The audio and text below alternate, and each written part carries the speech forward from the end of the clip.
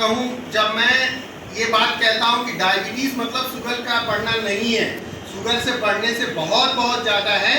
और शुगर की रीडिंग से अगर कोई डायबिटीज के बारे में बात करता है और अपनी राय बनाता है तो बहुधा वो गलत होता है। और सब कुछ लुटाने के बाद एक जले हुए घर को कैसे जो है फायर फाइटर्स के द्वारा संभाला जाता है, ये इसका एक सही उदाहरण है। कहने का मतलब ये है कि डायबिटीज को अगर शुगर से जानेंगे तो फंस जाएंगे, तब तक सब कुछ बर्बाद हो चुका होगा और शायद ही कुछ बचाने लायक रहेगा। तो जागना होगा, डायबिटीज को समझना होगा जब डायबिटीज का मूल पड़ रहा हो, ये बहुत जरूरी है। तो डायबिटीज को डिफाइन करते हैं जब डायबिटीज की प्रक्रिया शुरू होती है। और डायबिटीज या तो निकम्मी इंसुलिन होती है जो अपना काम ठीक से नहीं कर रही होती है, और या तो हमारे शरीर में इंसुलिन की कमी होती है। निकम्मी इंसुलिन का मतलब क्या है? निकम्मी इंसुलिन का मतलब ये है कि ऐसी इंसुलिन जो एक इंसुलिन के बराबर काम करती है, उसके लिए हमको 10 इंसुलिन भेजना पड़े, जहां एक काम के लिए 100 लोगों को लगाना पड़े। तो यहाँ पर ऐसी स्थिति हो जाती है कि हमारा शरीर एक इंसुलिन को काम करने के लिए 1,000 लोगों को भेजने लगता है। क्या हो आपके DFW में, जब एक इंजन को बनाने के लिए मान लीजिए किसी एक चीज में 100 लोगों की जरूरत पड़ती हो, उससे 1,000 लोगों को एम्प्लॉय करना पड़े, तो ये कितनी बड़ी बर्बादी होगी। यही हमारे शरीर में भी होता है। इंसुलिन जहां चाहिए एक, वहां भेजना पड़ता है 1,000। ठीक, तो इंसुलिन क्या है? इंसुलिन उस ताले की चाबी है जो शुगर को डाउन करती है। इंसुलिन उस ताले की चाबी है जो ब्लड प्रेशर को नॉर्मल करती है। इंसुलिन उस ताले की चाबी है जो आपके बॉडी वेट को नॉर्मल करती है। हमें इसकी रखवाली करने दी। इसका आकार बदल जाता है ना, आगे हो जाएगा, मोटा हो जाएगा, गर्दन मोटी हो जाएगी, खर्राटा आने लगेगा, टैग हो जाएगा, कोलेस्ट्रॉल बढ़ जाएगा, यूरिक एसिड बढ़ जाएगा, पैर में प्रॉब्लम होना स्टार्ट हो जाएगी, आंखों में दिक्कत होना स्टार्ट। ये ताले का बदलाव ही तो है। दूसरा बात तो इसके ऊपर से तब है जब आपकी इंसुलिन भी बिगड़ जाए, मतलब चाबी भी गड़बड़, ताला भी गड़बड़, तो सब सारी समस्या हो जाती है। इसको क्या कहते हैं? मधुमेह की समझ यही है। मधुमेह की आम बोलचाल भाषा में समझ यही है। शुगर से कभी मत जाइए, ठीक है? तो रक्त शर्करा बढ़ता है जब तक सब कुछ लुट जाता है, और बदलाव ही बताता है कि शुगर होने वाली है। और शुगर की नींव पड़ती है 2 साल की उम्र, 2 साल की। ठीक, बदले मधुमेह कहना नहीं है बढ़ रहा है, बहुत तेजी से बढ़ रहा है, नहीं। आप में से कोई भी ऐसा व्यक्ति नहीं होगा जो शुगर के मरीज को नहीं जानता होगा। आपके घर परिवार मोहल्ले वल्ले में हर जगह जो है शुगर के मरीज, हर जगह मरीज है। बढ़ क्यों रहा है? क्योंकि हम लोग सामुदायिक स्वास्थ्य के ऊपर ध्यान न देते। क्या है, जब मैं कहूँ कि आपके पड़ोसी का स्वास्थ्य डिसाइड करता है कि आपको शुगर होगी कि नहीं। अभी बात हो रही थी, इसमें ये हो रहा था, शुगर इतना ज्यादा बढ़ क्यों रहा है? शुगर इसलिए बढ़ रहा है क्योंकि आपका पड़ोसी स्वस्थ नहीं है। ये क्या बात हुई डॉक्टर साहब? हम तो रोज टहलने जाते हैं, सब कुछ करते हैं, खाना ठीक से खाते हैं, हमारे पड़ोसी से हमारा क्या मतलब? अरे मतलब है, आपके पड़ोसी से आपका मतलब है, भले उससे आपका झगड़ा होता हो रोज, और झगड़ा होता है तो ज्यादा मतलब है नहीं, वो टेंशन में आएगा, उसका ज्यादा गड़बड़ हो जाएगा, आपका भी गड़बड़ होगा नहीं। तो अगर आपका पड़ोसी गड़बड़ खा रहा है, अगर आपका पड़ोसी का पेट का बैक्टीरिया गड़बड़ है, अगर आपका पड़ोसी और आप एक ही मंदिर में दर्शन करते हो, एक ही घंटा बजाते हो, आप भी उसको छूते हो और वो खराब बैक्टीरिया आप तक ट्रांसफर होता हो, या सेम सब्जी वाला उसके घर पे सब्जी दे के आपके सब्जी में देता हो और आप भी उसी टमाटर को छूते हो, तो उसका पेट का बैक्टीरिया आप तक ट्रांसफर होता है, आपका पेट का बैक्टीरिया उससे ट्रांसफर होता है। यही एक दूसरे के ऊपर निर्भर करता है। हम लोग जितने भी मानवतावादी लोग हैं जो साथ में रहते हैं, हमारी अच्छाई भी फैलती है, हमारी बुराई भी फैलती है। यही खून का रिश्ता है, यही माटी का रिश्ता है, यही समाज का रिश्ता है। समझ रहे हैं आप? मतलब केवल अपने तक मत सोचिए, अपने पड़ोसी के बारे में भी सोचिए, और पेट का बैक्टीरिया सही है, ठीक है? तो डायबिटीज बढ़ रही है, बहुत बढ़ जाएगी, बहुत बढ़ जाएगी, और आगे आने वाले समय में आप समझिए 80% लोग डायबिटीज रिस्क पे हैं, और ये ऐसा फिगर है जो बहुत तेजी से बढ़ रहा है। 80% एट रिस्क होने का मतलब समझ रहे हैं? जो नॉर्मल आदमी है वो सोचेगा कि अरे एक गांव था जिसमें बहुत सारे लोग रहते थे, एक व्यक्ति आया, उसने कुएं ऐसी चीज मिला दी जिसमें लोगों का व्यवहार बदल गया। लोगों का व्यवहार बदल गया, किसी भी बात पे हंसना, किसी की बात पे रोना, इस तरीके का व्यवहार उन लोगों को हो गया। राजा को इस तरीके की बात नहीं थी। कुछ संतरी और कुछ अन्य लोग जो बहुत तपस्वी थे और सेना के लोगों का ऐसा व्यवहार नहीं था। तो गांव के 80% लोग बिना किसी बात के हंसने लगते थे, बिना किसी बात के रोने लगते थे। कुल सभी लोगों ने मिलकर राजा, सेनापति और सेना को पागल की कमी की वजह से होता है। चाबी ही कम है, इंसुलिन ही कम है, लेकिन ये कम होता है। टाइप 1 डायबिटीज कम होता है, टाइप 2 डायबिटीज ज्यादा होता है, निकम्मी इंसुलिन वाला डायबिटीज ज्यादा होता है। तो निकम्मी इंसुलिन में चाबी को अगर आप थोड़ा बहुत सही करते हैं और कोई कारीगर मिल जाए तो ताला चाबी बन सकता है। अगर शुरुआती होगा तब एकदम ही नष्ट कर देगा हथौड़े से कुछ नहीं, शुरुआती में किया जा सकता है। तो टाइप 2 डायबिटीज कॉमन है, लेकिन इसको सही किया जा सकता है। टाइप 1 डायबिटीज चूंकि इंसुलिन डिफिशियंसी से होता है तो इसके लिए इंसुलिन चाहिए ही चाहिए, ठीक है। तो इंसुलिन चाहिए इसके लिए, ठीक है। तो टाइप 1 डायबिटीज मतलब इंसुलिन देना ही पड़ेगा। टाइप 2 डायबिटीज मतलब इंसुलिन की काम करने की अगर आप व्यवस्था को, प्रबंधन को सुधार ले तो काम हो जाएगा। तीसरा डायबिटीज सबसे इंपॉर्टेंट है, गर्भावस्था का डायबिटीज। ये महिलाओं में जब प्रेगनेंसी होती है तो उसमें डायबिटीज होता है और इसकी वजह से अगले जनरेशन को डायबिटीज होना और कई बार उसके अगले जनरेशन को डायबिटीज होने की संभावना रहती है। मसलन अगर गर्भावस्था में पेट के अंदर बच्ची है तो बच्ची के अंदर जो ओवरी बन रही होगी वहां तक इसका असर हो जाता है। कहने का मतलब ये कि अगर गर्भावस्था में शुगर बढ़ गई तो आगे आने वाली जनरेशन, 2 जनरेशन को डायबिटीज होने की प्रबल संभावना हो जाती है, प्रबल संभावना हो जाती है। तो गर्भावस्था का डायबिटीज बहुत इंपॉर्टेंट है। इसके लिए क्या करना है, इसके लिए क्या करना है, गर्भावस्था में शुगर जरूर चेक कराना है। आपको पता है कि नहीं, जैसे हम लोग बात करते थे ना कि गर्भवती महिलाओं को टिटनेस का टीका लगवाना है ना, है ना, बात सही है। इसी तरह गर्भवती महिला अगर आपके आसपास किसी को भी जानते हैं तो कहे भैया एक बार शुगर चेक करवा लो। ये भी एक नियम हो गया। क्या हो गया है, गर्भावस्था में जैसे टिटनेस का टीका लगाना है, गर्भावस्था में उसी तरीके से शुगर चेक कराना है और गर्भावस्था में उसी तरह हेपेटाइटिस सी की भी जांच करानी है, नया रिकमेंडेशन, ठीक। मधुमेह के लक्षण, यहाँ पर बैठे हुए जितने भी लोग हैं सोच रहे होंगे मधुमेह का लक्षण क्या होता है, क्या डॉक्टर साहब बताएंगे, क्या डॉक्टर साहब बताएंगे शुगर के बढ़ने का लक्षण क्या होता है। क्या हो जब मैं ये कहूं कि शुगर बढ़े होने के कोई लक्षण नहीं होते, शुगर बढ़े होने के, दोहराइए मेरे साथ, कोई लक्षण नहीं होते।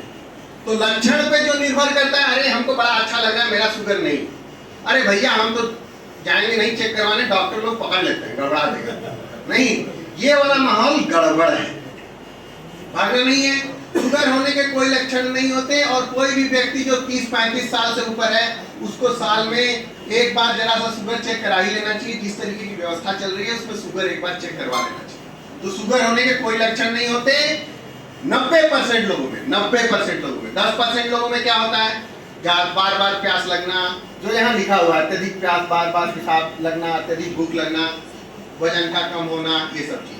मेरा आपका ज्यादा है, क्या हो जब मैं कहूँ आपके परिवार में अगर शुगर की परंपरा है, क्या हो जब मैं कहूँ कि अगर आप अवसाद से ग्रसित हैं, रात में सो नहीं पाते हैं, घबराहट बेचैनी होती है, क्या हो जब मैं कहूँ कि आप मोबाइल 1.5 घंटा से ज्यादा देखते हैं, क्या हो जब मैं कहूँ जब आप बैठकर काम करते हैं, अधिकतर समय निष्क्रिय रहते हैं, क्या हो जब मैं कहूँ कि आप गर्भावस्था में पहले शुगर हुआ है, क्या हो जब मैं उन महिलाओं के लिए कहूँ जब उनमें माहवारी की गड़बड़ी होती हो और उनको कंसेप्शन में प्रॉब्लम आई हो, जिन्होंने आईवीएफ कराया हो, क्या हो जब मैं कहूँ कि अगर आपको बार बार ऐसा घाव होता हो जो ठीक नहीं होता हो, बार बार पेशाब का इन्फेक्शन हो जाता हो।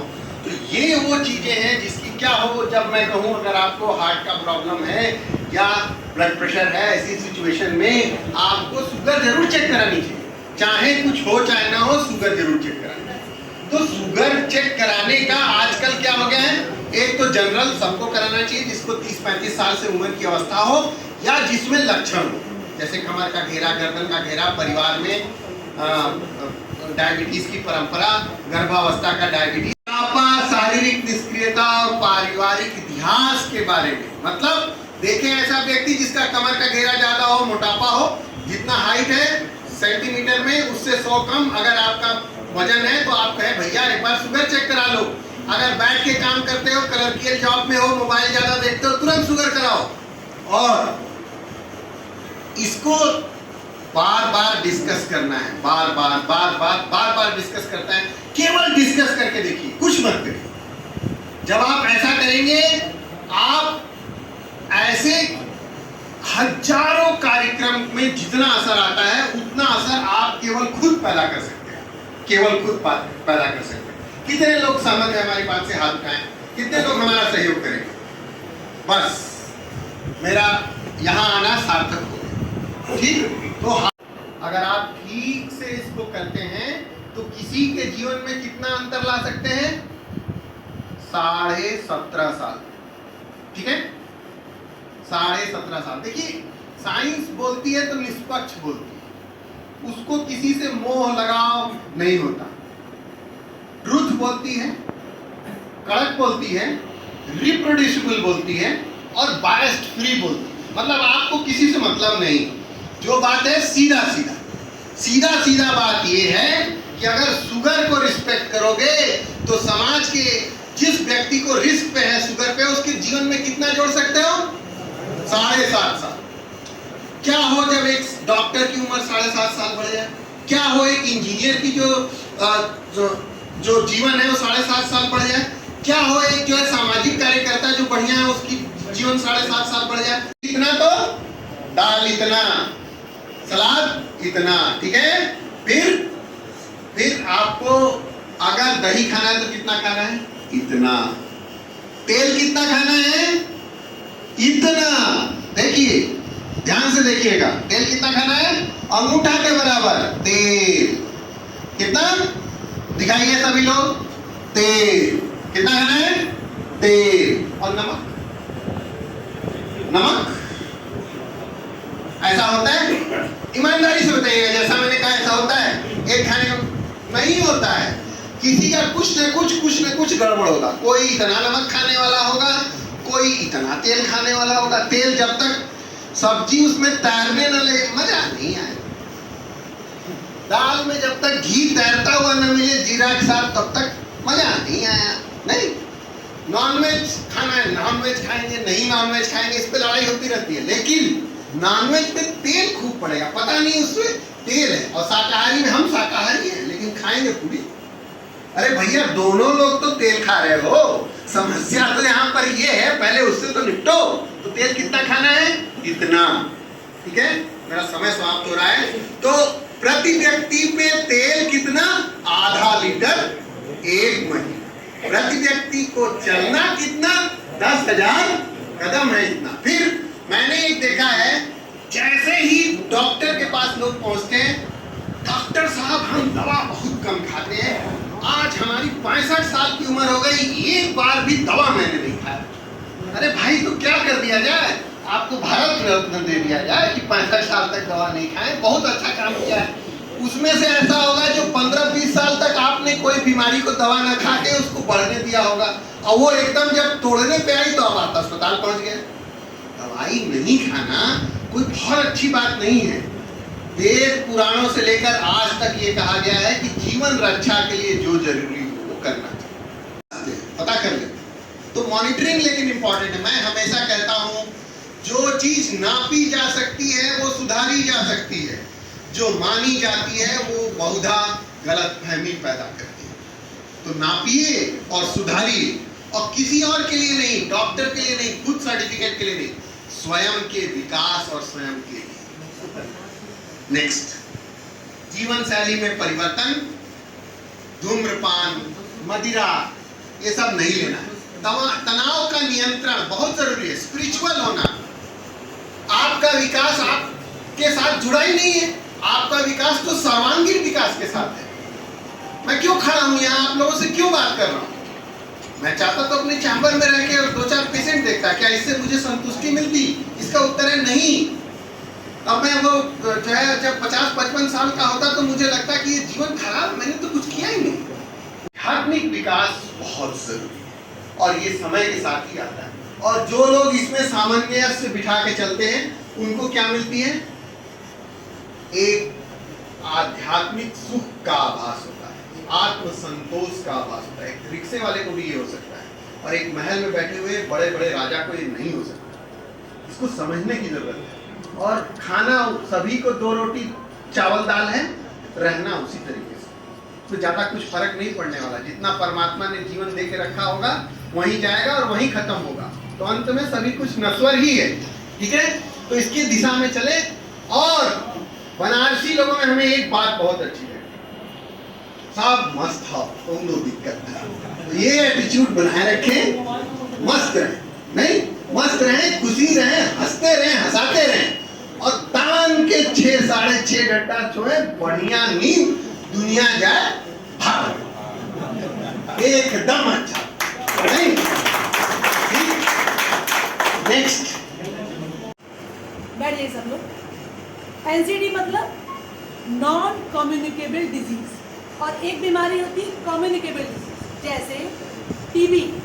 सब लोग टीबी का नाम सुने, ट्यूबरक्लोसिस। ट्यूबरक्लोसिस जो है वो एक कम्युनिकेबल डिजीज है, मतलब एक व्यक्ति से दूसरे व्यक्ति में फैलती है। और एक चीज़ होती है नॉन कम्युनिकेबल डिजीज, जैसे शुगर।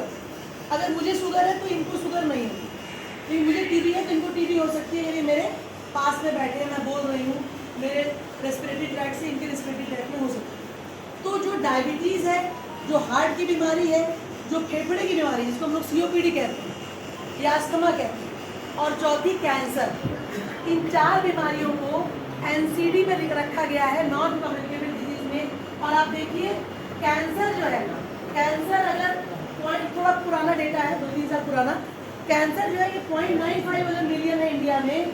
तो आप देखिए हार्ट की बीमारी 72 मिलियन है।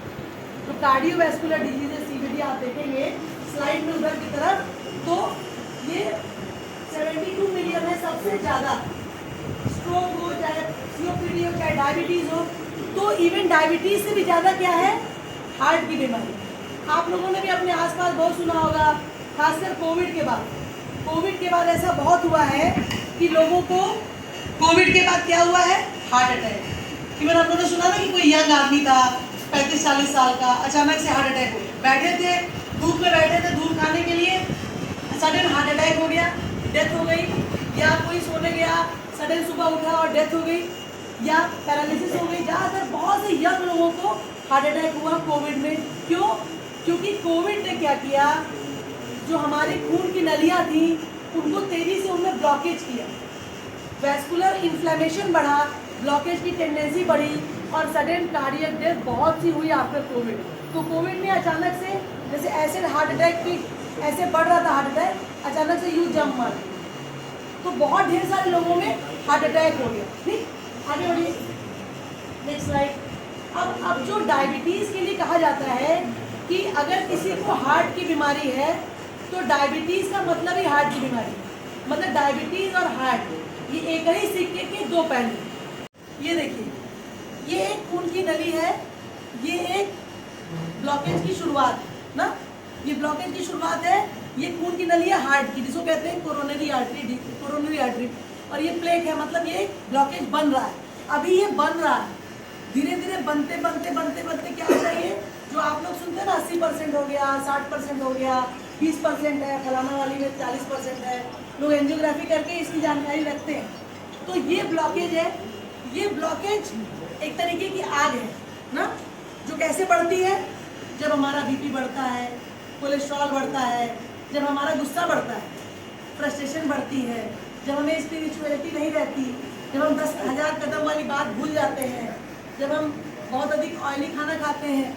और इसके ऊपर देखिए ये पानी फेंक रहे हैं 2 लोग, मतलब ये कब बुझ जाती है, ये कब नली ऐसी हो जाती है, जब हम रेगुलर फिजिकल एक्टिविटी करते हैं, जब हम मेडिटेशन करते हैं, योगा करते हैं और अपना स्ट्रेस मैनेजमेंट करते हैं, और जब हम स्मोकिंग छोड़ देते हैं। वाला होने वाली जो आग जो जल रही है, तो उसको एक तो जो इन्फेक्शन का होता है, इन्फ्लेमेशन, जैसे बैक्टीरिया चला गया, वायरस चला गया तो इन्फेक्शन हो जाता है, उसमें भी इन्फ्लेमेशन होता है। और एक ये भी इन्फ्लेमेशन है जो रोज रोज होता है, और ये रोज रोज होगी, एक दिन क्या करता है 90% 95% ब्लॉकेज करता है, और तब हमारी ब्लॉकेज पूरी कंप्लीट होती है। फिर हम इसमें एक स्टेंट डलवाते हैं। जो ब्लॉकेज रहता है उसमें क्या होता है, हमें एक ले जाते हैं पाइप, और फिर दोबारा खुला के इसको तोड़ देते हैं ना, वो स्टेंट होता है, और यहाँ से रास्ता बन जाता है ताकि ब्लड का फ्लो आगे जा सके। लेकिन समस्या ये है, आप मेरी बात समझिएगा जो मैं बता रहा हूँ। मान लीजिए इस खून की नली में ब्लॉकेज हो रहा है, तो यही तो खून की नली है नहीं शरीर में। भाई शरीर तो खून की नलियों से बना है, पैर से लेके ब्रेन तक ये नली जा रही है, सब जगह जा रही है। आपने हृदय में इसको एक नली को खोला, ठीक, एक नली खोल दिया, उससे क्या हुआ, बाकी नलियों में क्या हुआ? यही चीज़ नहीं, इसके अलावा यही चीज़ तो आपकी आंखों की नलियों में हो रही हो, यही चीज़ तो आपकी ये जो नली जा रही है जो ब्रेन में जाती है दोनों तरफ से, उसको हम लोग कैरोटिड आर्टरी कहते हैं, उसमें भी हो रही है। यही चीज़ तो आपकी गुर्दे की नली में हो रही है, यही चीज़ तो आपके पैर की नली में हो रही है। तो क्या इसका इलाज स्टेंटिंग है? क्या इसका रास्ता स्टेंटिंग है? नहीं है। इसका रास्ता क्या है? इसका रास्ता है इसका समूल नाश, कि ये उत्पन्न ही न, ऐसा हो ही न। और ऐसा कैसे नहीं होगा? ऐसा कब नहीं होगा? जब हम अपना शुगर कंट्रोल रखेंगे, हाइपरग्लाइसीमिया नहीं होगी। जब शुगर बढ़ती है तो वो एलडीएल कोलेस्ट्रॉल को बढ़ा देती है, अंदर बढ़ाती है। आप भले तेल कम खा रहे हैं, आप भले एक्सरसाइज कर रहे हैं, आपकी शुगर बढ़ी है तो वो एलडीएल यानी बैड कोलेस्ट्रॉल को बढ़ा देती है। तो शुगर का कंट्रोल, ब्लड प्रेशर का कंट्रोल, अच्छी स्लीप, अच्छी एक्सरसाइज और अपनी सही समय पे सही दवा से बैर ना पालना। जैसे कि डॉक्टर आशुतोष कह रहे थे ना कि भाई दवा से दुश्मनी नहीं करना, ये नहीं सोचना है कि हमने इतने साल तक कोई दवा नहीं खाई तो ये कोई भारत रत्न देने वाली बात नहीं है। अगर आपने इतने समय तक कोई दवा नहीं खाई तो एक्चुअली आपने गलती की। आपको